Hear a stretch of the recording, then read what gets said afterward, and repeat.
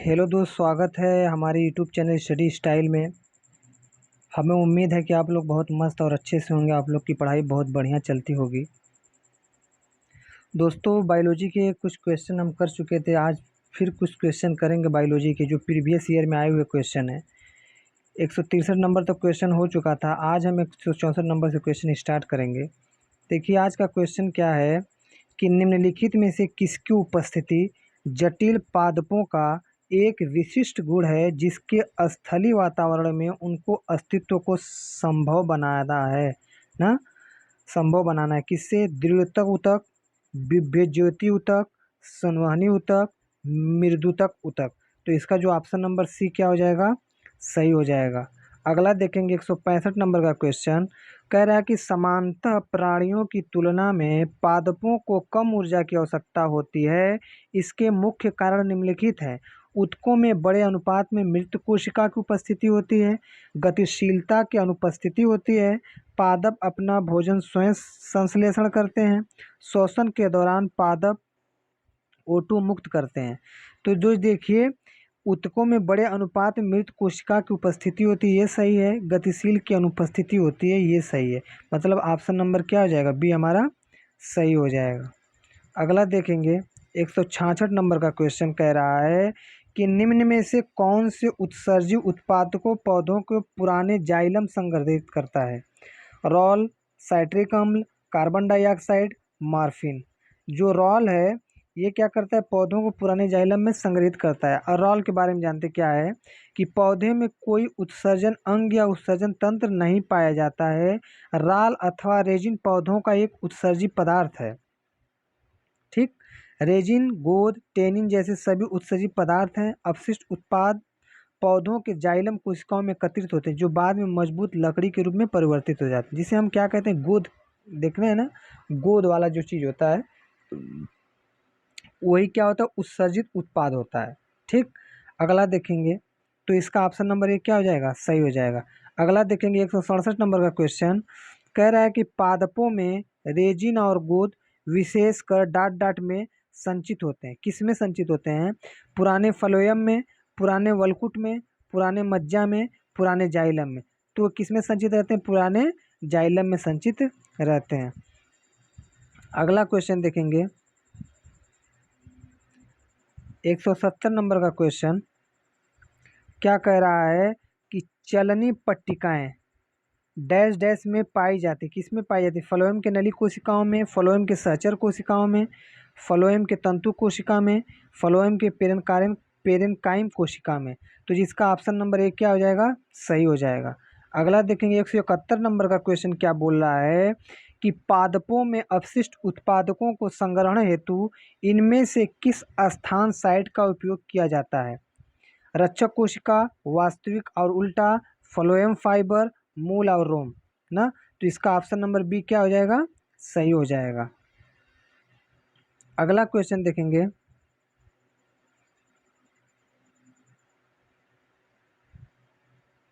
अगला नंबर का क्वेश्चन है कि निम्नलिखित आरेखों में नीले तीर जाइलम वाहिकाओं को माध्यम से परिवहन को निरूपित करते हुए लाल तीर फ्लोएम वाहिकाओं के माध्यम से परिवहन को निरूपित करते हैं। कौन सा आरेख पौधे के तने में परिवहन की सही दिशा निरूपित करता है? ऑप्शन नंबर ए चित्र डी में, चित्र बी में, चित्र ए में, चित्र सी में। जो चित्र बी है हमारा, ऑप्शन नंबर बी हमारा क्या है? राइट हो जाएगा। ठीक, अगला देखिए 173 नंबर का क्वेश्चन। क्या कह रहा है कि जाइलम का इनमें से कौन सा घटक जल के परिवहन में कार्य नहीं है ना? जल में कार्य, जाइलम का इनमें से कौन सा घटक जल के परिवहन में कार्य नहीं करता है? जाइलम मृदुतक, जाइलम वाहिनिकाएं, जाइलम तंतु, जाइलम वाहिकाएं। देखिए, वाहिनिकाएं और जाइलम वाहिकाएं में बहुत क्या है? फर्क है ना। तो इसमें कह रहा है कि जल के परिवहन में कार्य नहीं करता, तो जाइलम तंतु काम नहीं करता और तीनों क्या करते हैं? इसमें काम करते हैं। अगला 174 नंबर का क्वेश्चन बोल रहा है कि डैश में रूट एपेक्स की लगातार विभाजित होने वाली कोशिकाओं को दर्शाया गया है। अंकुरण, परिपक्वता, हार्मोनल, मेरिस्मेटिक विकास। तो जो ऑप्शन नंबर डी हमारा क्या हो जाएगा, सही हो जाएगा। देखिए मेरिस्मेटिक विकास रूट एपेक्स की लगातार विभाजित होने वाली कोशिकाओं द्वारा दर्शाया गया है। विभेज्योति ऊतक यानी मेरिस्मेटिक टिश्यू कोशिकाओं में ऐसे समूह होते हैं जिनमें विभाजित की क्षमता क्या की जाती है, पाई जाती है। अगला देखेंगे नारियल की छिलके। देखिए बहुत इंपॉर्टेंट क्वेश्चन, ये बार बार क्वेश्चन पूछता रहता है, अधिकतर ये रेलवे में पूछता है जो टीसीएस एग्जाम कराती है कि नारियल की छिलके में मौजूद कौन सा ऊतक उसे कठोर और दृढ़ बनाता है। पेरेनकाइमा, स्क्लेरेनकाइमा, कोलेनकाइमा, रच्छी कोशिकाएं। तो स्क्लेरेनकाइमा क्या करती है, नारियल की छिलके को क्या करती है, मजबूत करती है और दृढ़ बनाती है, कठोर बनाती है। अगला देखेंगे जाइलम के कौन सा तत्व मृत कोशिकाओं से बने होते हैं और फिर भी पौधे में जल और खनिजों के परिवहन के लिए उत्तरदायी होते हैं। वाहिनिकाएं जाइलम मृदुतक, वाहिकाएं जाइलो मृदुतक, वाहिनिकाएं और वाहिका, वाहिनिकाएं और जाइलम तंतु। तो जो इसके ऑप्शन नंबर सी है वाहिनिकाएं और वाहिका, ये पौधे में जल और खनिजों के परिवहन के लिए क्या है, उत्तरदायी होते हैं। देखिए इसके बारे में जानेंगे डिटेल्स। जाइलम 4 अलग अलग प्रकार के कोशिकाओं से बना होता है, अर्थात वाहिनिका, वाहिकाएं, जाइलम तंतु और दारू मृदुतक। जाइलम पेरेनकाइमा जाइलम का एकमात्र जीवित तत्व, बाकी सभी क्या हैं, मृत हैं। अगला देखेंगे क्वेश्चन।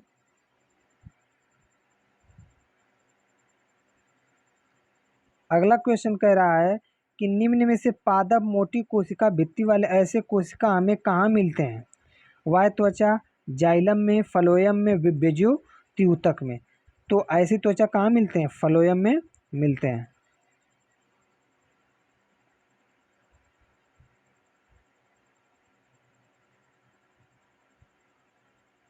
अगला देखेंगे क्वेश्चन 181 नंबर का क्वेश्चन कि पौधे द्वारा उत्सर्जित होने वाले अपशिष्ट उत्पादक गोद और राल पौधे किस भाग से संग्रहित होते हैं। पत्तियों से, कोशिका के रसधानियों से, पुराने जाइलम से, फलों से। तो ये किससे प्राप्त होते हैं, फलों, पुराने जाइलम से प्राप्त होने, यानी ऑप्शन नंबर सी हमारा क्या हो जाएगा, सही हो जाएगा।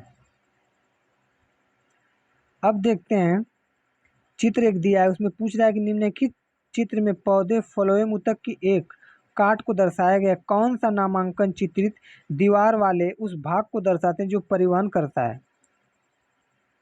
ये वाला दर्शा रहा है कि बी वाला, कि सी वाला, कि डी वाला। तो जो ए वाला है, ये वाला, वो क्या कर रहा है, फ्लोएम के काट चित्र बी द्वारा छिद्रित दीवारों से भाग को दर्शाया गया है। मतलब ऑप्शन नंबर ए हमारा क्या हो जाएगा, सही हो जाएगा। ठीक, इसका डिटेल्स बताया है।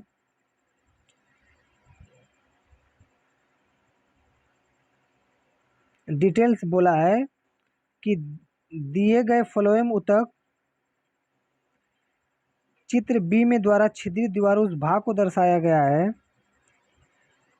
जो परिवहन में सहायक होता है। पादप में पाए जाने वाला एक संवहन ऊतक है जो पत्तियों में बने भोजन के विभिन्न भागों तक क्या करता है, पहुंचाता है। अगला क्वेश्चन है इनमें से कौन सा जाइलम का एक घटक नहीं है। वाहिका, वाहिनिकाएं, सहचर कोशिका, मृदुतक। तो ये तीनों तो हैं, लेकिन जो सहचर कोशिका है ये जाइलम का एक घटक नहीं है। देखिए जाइलम हो गया, फ्लोएम हो गया, ठीक, स्क्लेरेनकाइमा, पेरेनकाइमा, कोलेनकाइमा, इससे संबंधित क्या क्वेश्चन बहुत ज़्यादा रिपीटेड होते हैं ना। अगला देखेंगे 184 नंबर का क्वेश्चन, कहाँ 184 नंबर यहाँ पे है। कह रहा है कि भोजन संग्रहण के लिए जाइलम कौन सी कोशिका उत्तरदायी है। जाइलम तंतु, वाहिनिकाएं, पेरेनकाइमा, वाहिकाएं ना। भोजन संग्रहण करने के लिए पेरेनकाइमा क्या है, कोशिकाएं उत्तरदायी है। आइए 185 नंबर का क्वेश्चन देखते हैं। 185 नंबर का क्वेश्चन क्या कह रहा है, बोल रहा है कि पादपों में उत्सर्जन की प्रक्रिया के संबंध में इनमें से कौन सा कथन गलत है। अपशिष्ट उत्पाद पुराने जाइलम, रॉल, रेजिन और गोद के रूप में संचित रहता है। देखिए पुराने जाइलम हमने बताया कि राल हो गया, गोद हो गया, ये वहीं से प्राप्त होते हैं, तो सही है। प्रकाश संश्लेषण के अपशिष्ट उत्पाद स्टार्च के रूप में संचित होते हैं। अपशिष्ट उत्पाद कोशिकाएं रिक्तियों में संचित होते हैं। अपशिष्ट उत्पाद झड़ने वाले पत्तियों में संचित होते हैं। तो इसका ऑप्शन नंबर बी हमारा क्या हो जाएगा, राइट हो जाएगा। अगला देखेंगे 186 नंबर का क्वेश्चन। बोल रहा निम्न में से कौन सी पशु ऊतक के प्रकार नहीं है? मेरिस्मेटिक ऊतक, त्वची ऊतक, पेशी ऊतक, संयोजी ऊतक। तो जो मेरिस्मेटिक ऊतक है ये पशु के प्रकार नहीं। मेरिस्मेटिक का मतलब समझ रहे हैं क्या? ये दृढ़ ऊतक मतलब मजबूत वाली जो होती है, तो ये पशु में नहीं पाई जाती है ना। तो ऑप्शन नंबर ए क्या हो जाएगा? सही हो जाएगा। अगला क्वेश्चन है कि पौधे के कौन सा भाग पौधे की जड़ों से पौधों को शेष भागों में जल का परिवहन करता है? फ्लोएम ऊतक, स्थूल ऊतक, मृदु ऊतक, जाइलम ऊतक। तो ज से जाइलम, ज से जल ना। तो जो पौधों की जड़ों में जो पौधों को शेष भागों में जल का परिवहन करता है, कौन करता है? जाइलम करता है, यानी ऑप्शन नंबर डी सही है। अगला क्वेश्चन 188 नंबर क्वेश्चन बोल रहा है कि पौधे का कौन सा हिस्सा पानी और खनिज के परिवहन में सक्षम करता है? तना, जड़ें, जाइलम, ठंडल। टंडल। तो देखिए जब पानी आ गया या जल कह दिया तो कौन सा हो जाएगा? जल हो जाएगा। अगला देखेंगे 189 नंबर का क्वेश्चन। क्या बोल रहा है कि मृदुतक और स्थूल ऊतक डैश डैश ऊतकों के प्रकार है? किसके? संवहन के, सरल अस्थायी ऊतक के, यांत्रिक ऊतक के, तंत्रिका ऊतक के। तो जो मृदुतक और स्थूल ऊतक है ये सरल अस्थायी की क्या है? ऊतक के प्रकार है। अगला देखेंगे 190 नंबर का क्वेश्चन। क्या कह रहा है कि पादप ऊतक में के संबंध में निम्न से कौन सा कथन गलत है? जाइलम जल और खनिजों का परिवहन करता है, सही बात है। जाइलम और फ्लोएम जटिल, ये भी सही बात है। फ्लोएम भोजन की पत्तियों से पौधों के अन्य भागों तक पहुंचाता है, सही बात है। जाइलम में सामग्री दोनों दिशाओं में स्थानांतरित होती है, ये गलत बात है। तो ऑप्शन नंबर डी हमारा क्या हो जाएगा? सही हो जाएगा। अगला देखेंगे 191 नंबर का क्वेश्चन। बोल रहा है कि डैश डैश में ऊतक संवहन पुल बनाते हैं। जाइलम और स्थूल कोण ऊतक, जाइलम और मृदु ऊतक, जाइलम और फ्लोएम, जाइलम और दृढ़ ऊतक। तो जो इसका ऑप्शन नंबर सी हो जाएगा, राइट हो जाएगा। 191 नंबर क्वेश्चन।